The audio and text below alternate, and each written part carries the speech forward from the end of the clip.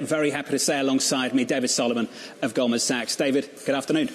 Good afternoon. It's good to see you. Fantastic to see you in Paris as well. Paris, France. I think we need to talk about France first, and we'll move our way through the business and talk about the United States as well. Typically, I can say, as a Brit, that we used to look at France as sort of anti-business, not a place you'd want to put an employee. Perhaps you'd choose London over Paris. That seems to have changed. Am I right? Well, it's evolved a little bit, and Brexit had a big impact on that evolution. We have between 350 and 400 people in Paris now. That's triple what we would have had, 5-6 years ago. So there's been an evolution.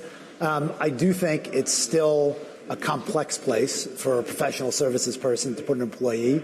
In our dialogues, here we've talked about that. It's one of the things, I'm encouraged by. I think the administration is looking to do things here that actually improve, this is a business environment. And I think one of the things that is interesting is we've chosen France. It's a very, very important hub for us here on the continent. But I'd also say our people like living here. And one of the things in a competitive world for talent is we give our people much more latitude to work and operate out of places that they want to live. And it's certainly a very attractive place to live. I wanted to ask you directly, have you chosen France because somewhere else is getting worse or because France and the continent is getting better? Well, I think it's a combination. France on the continent has gotten better. The regulatory structure requires that we have more people here for certain functions that are important to our business. Our clients are here, and we want to be near our clients. And so, it's a combination of things that make this an appropriate place for Goldman Sachs to continue to grow. I think a lot of us going forward through 2024 into 2025 feel like we're flying blind a little bit. Do you have more clarity, more visibility on the future of Europe or the future of the United States? I don't have a lot of visibility on the future of the world, let alone Europe or the United States. I know there are a lot of people that you talk to that are very sure as to how things will play out as we go forward. I tend to look at things and think about risks. How do we manage risks? What are the tails that are out there that we need to be concerned about? When I think about economic outcomes, I think about distribution of those outcomes. And so, there's a perception of the direction of travel. We can certainly talk about that, but I certainly don't know what the direction of travel is. I will say, going back to what we were talking about here in France and just listening to a number of officials that spoke at lunch today, they're talking about ways that they can accelerate more entrepreneurship, more investment, more flexibility, and also more strengthening and interdependency in Europe. Those things are hard to execute on, but I think they are very important. The White House is doing something similar, but it comes at a cost. I think the budget deficit was 6% of GDP, north of 6% last year, at a time when unemployment is south of 4%. Speaking of risks, is that one? It's certainly one that I'm very focused on. I think the level of debt in the United States, the level of spending is something that we need a sharper focus on and more dialogue around than what we've seen. We obviously had a pandemic. We made a bunch of decisions, in that pandemic, but we're long out of that pandemic, and the spending levels, are continuing at a pace that I think is raising our debt level and creating issues for us down the road. So I think this is something that deserves a lot of attention. It's not getting as much attention as I'd like to see it get right now. We're obviously in an election year, so I'm not, I don't have my head in the sand. I don't think you're going to see that get a lot of attention prior to the election, but I do think it's something that requires focus. We need to deal with the debt and the deficits, and, hopefully there'll be a lot more discussion as we come through the election and move into the next administration. Well, let's give it a bit of time now if we can. I often say that the United States has a privilege of behaving recklessly sometimes that maybe the likes of the Europeans do not. Have you sensed there's been any kind of pushback from the Treasury market, from investors, against the backdrop and this risk that we're talking about currently? Well, the reserve currency is a great privilege. I'm not going to sit here and say that I see in the near term, a threat to that in any way, shape, or form. But it's not something that you can take for granted. And the United States' ability to spend without constraint is not unlimited. Ultimately, the market will challenge that. Hasn't challenged it yet.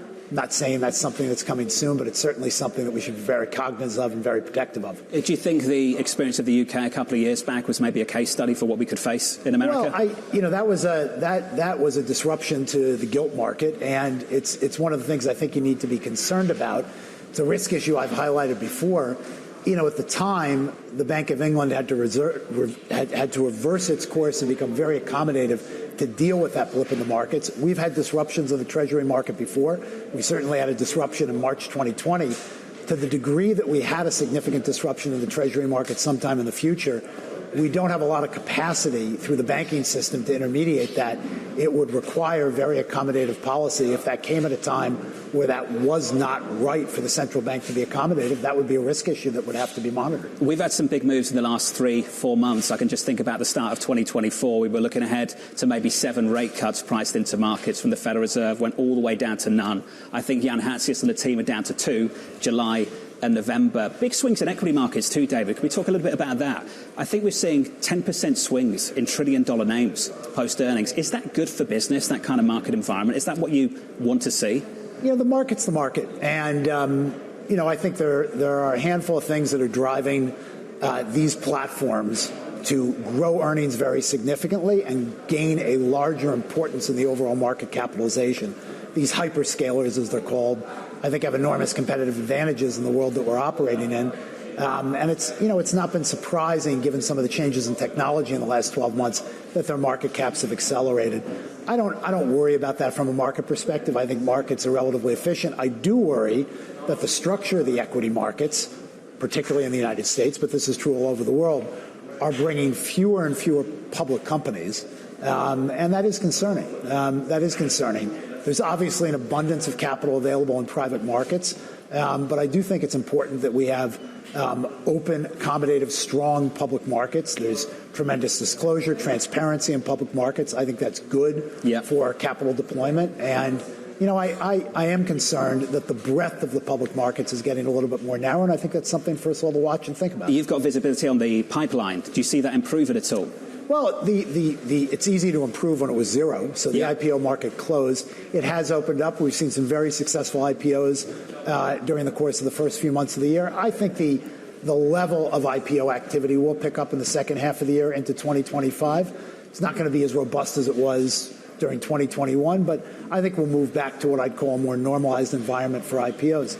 That said, the overall size or number of companies coming public, companies are staying private longer, they have more access to capital, and that's something that I think it's important for us to think about. There are consequences associated with that. Let's think about M&A as well. It's difficult in my position to understand which deal can get done and which deal can't get done based on current regulation.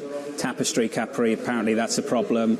Other deals can go forward. How much is that holding back M&A activity in the United States? I think there's no question that the regulatory environment has been a headwind to M&A activity. I'd say, for example, large cap tech is kind of closed out because of the regulatory environment for making significant acquisitions. And I do think the regulatory environment has made it harder to understand or really expect exactly how it will intervene. And so I think that's had a chilling effect.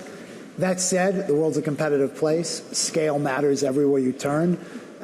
People are going to do what they need to do strategically to advance their position. And if they have to litigate it, they'll litigate it. Generally, those companies that have chosen to litigate have generally made progress. Nobody wants to go down that path. But I think at the end of the day, scale matters and confidence matters. And so confidence has been improving over the last 12 months. Certainly in 2022 and 2023, you didn't have high CEO confidence. That affects M&A.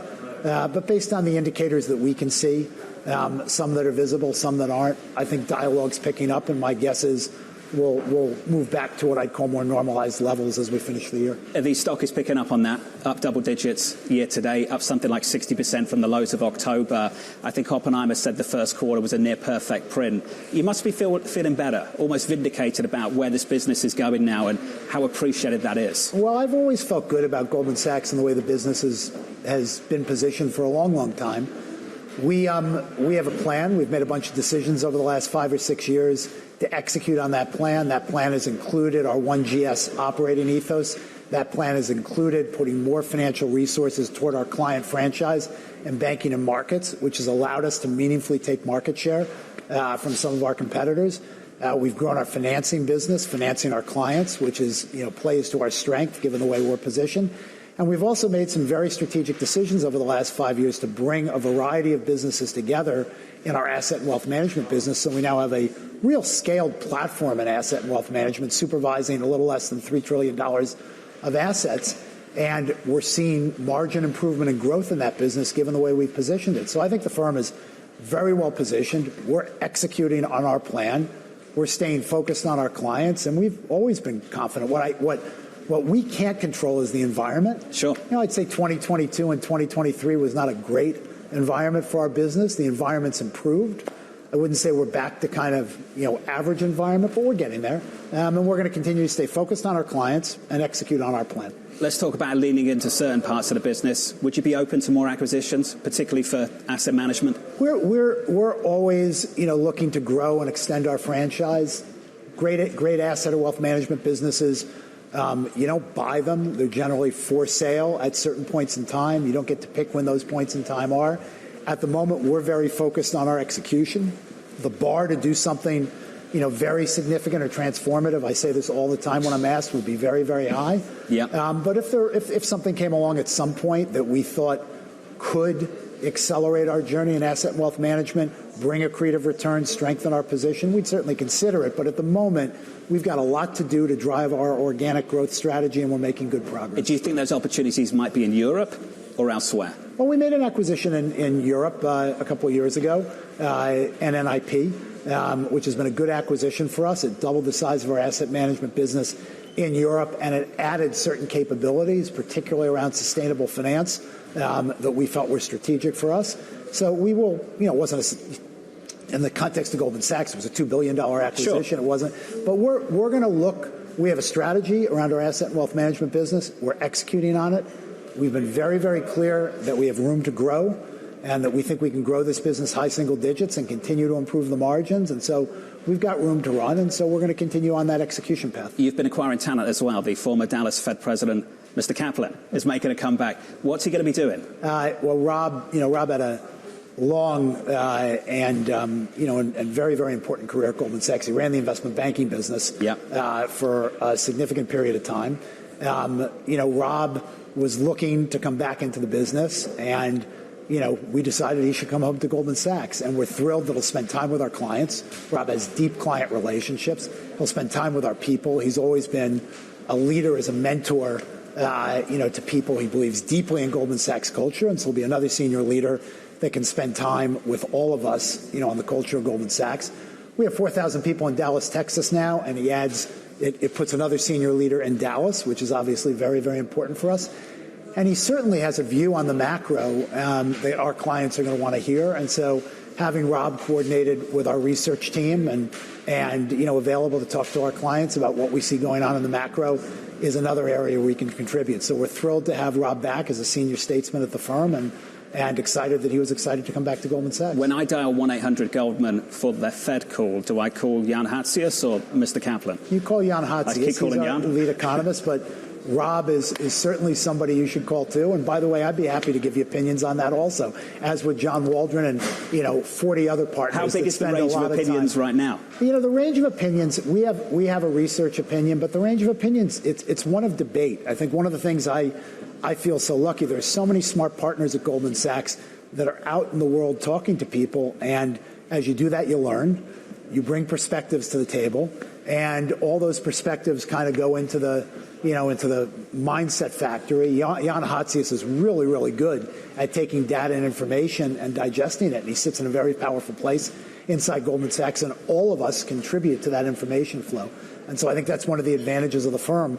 We have a great ability to kind of listen and learn and talk to very smart people, and that gets incorporated into our views. We'll get a ton of information this week. We get CPI, we get retail sales, a bit more data, tons more Fed speak. Can we finish on what the business is telling you about the state of the U.S. economy? We're trying to gauge if we're slowing down, falling off a cliff, or booming. Well, we're definitely not falling off a cliff. I think the U.S. economy is chugging along pretty well.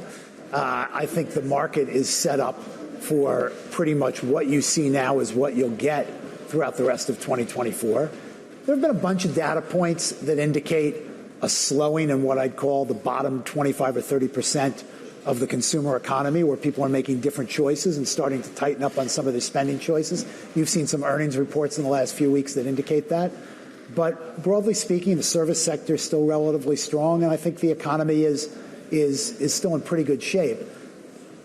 You know, where it'll be in 6 months, how much of that slowdown we see in the bottom quartile, we have to watch the data very, very carefully. Just a final question. We alluded to it in a conversation a little bit earlier. Do you feel personally vindicated about where the business is now versus some of the coverage the business got over the last 12 months? Goldman Sachs is a visible organization. The team that I have that helps us, the board partners that help us serve our clients, run the firm, move forward. We've had a high degree of confidence in our strategy over the last 5 to 6 years. We continue to execute on that strategy. You know, when times are good, you know, things feel good. When times are tougher, things don't feel as good. But we kind of take a long view, execute against that strategy, and we just know that if we have really, really smart people working together, working collaboratively, really driving for excellence to serve our clients, we're going to do just fine. And that's kind of true north. Serving our clients with excellence, we'll do just fine. And so we remain focused on that. David Solomon, thank you very much for your time. We appreciate it. Thank you for having Enjoy France, me. and we'll catch up in New York next time. Absolutely. And save the flight. Thank you, sir. Thank you very much.